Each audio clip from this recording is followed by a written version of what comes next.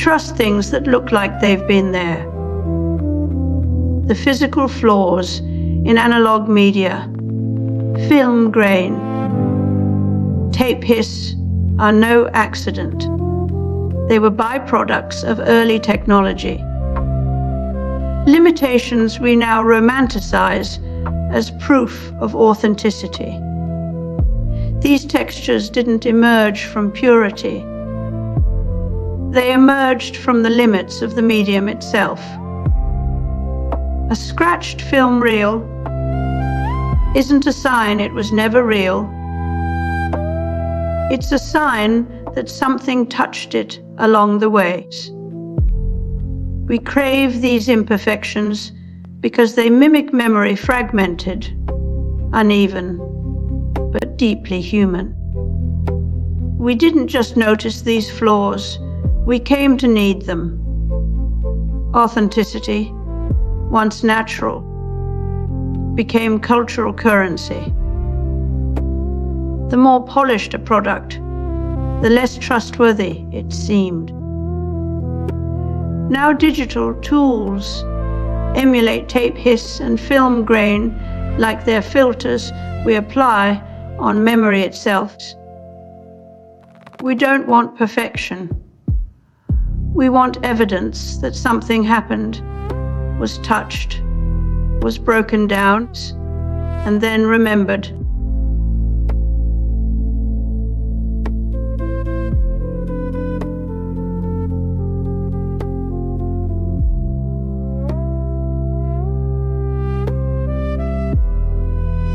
Digital tools now replicate human inconsistencies, brushstrokes, typos, even handwritings, to simulate an analog past we've romanticized into myth.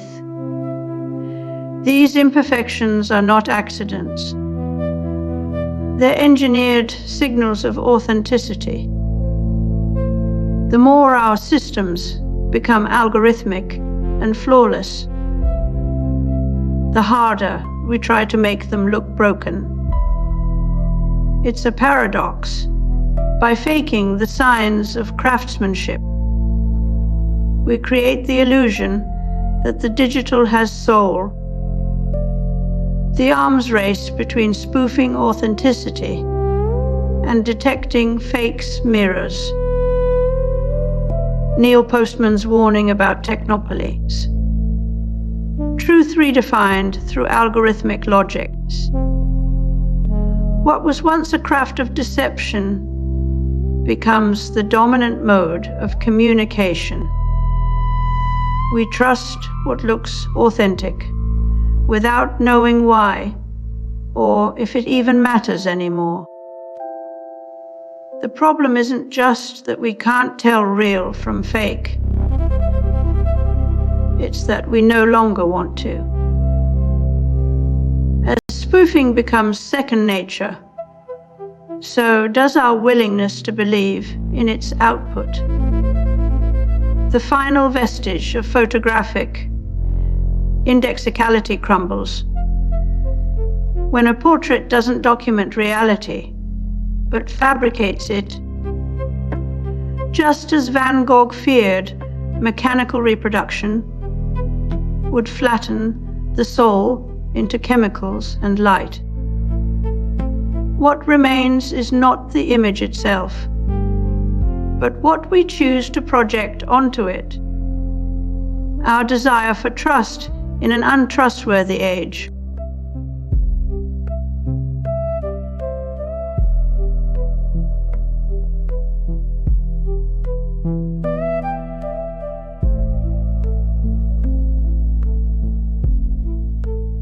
In AI-generated media, we don't see errors, we see fingerprints.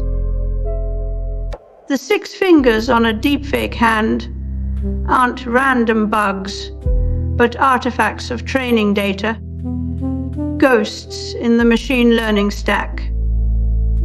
These anomalies reveal what models have learned and from where. If an algorithm can't render anatomy, write, it's because its teachers couldn't either. Glitches like these are not signs of failure. They're proof the system is working exactly as designed. Just this week, employers who laid off workers citing AI are already starting to regret it. The gap between expectation and capability hasn't closed. It's just shifted. What was once a flaw in early models is now an expected side effect of training on human outputs, which themselves are flawed. We've moved from VHS tracking errors to latent space smears. Each new medium brings its own kind of authenticity, a set of acceptable imperfections that we learn to trust without question. The artifacts of generative models are already becoming new targets for authenticity detectors.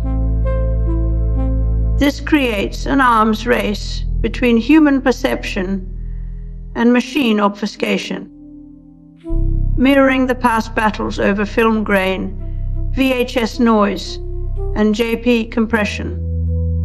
As AI mimics old media, it also rewrites them, adding its own quirks to the canon of acceptable fakery. What was once a technological limitation becomes the new standard for truth in an age where trust is manufactured as much as it is earned.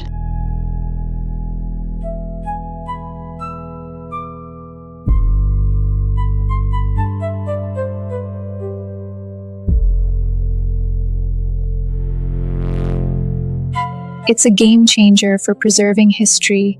These tools can fix degraded footage with stunning accuracy. But we've got to be careful who controls the tech and how it's used. We are now curating authenticity in real time. AI generated artifacts may soon hold as much emotional weight as film grain does today. What was once a byproduct of the past is now programmed into the present. We simulate decay, warmth, and texture to give new things an aged soul. The result: a reality where trust is not earned through experience, but engineered through design. As we manipulate the past to make it palatable, we're shaping what memories will be preserved. The video essay, a machine-made artifact, risks becoming part of this cycle, ironically completing Postman's prophecy that we would become our own distractions, while believing we are preserving meaning.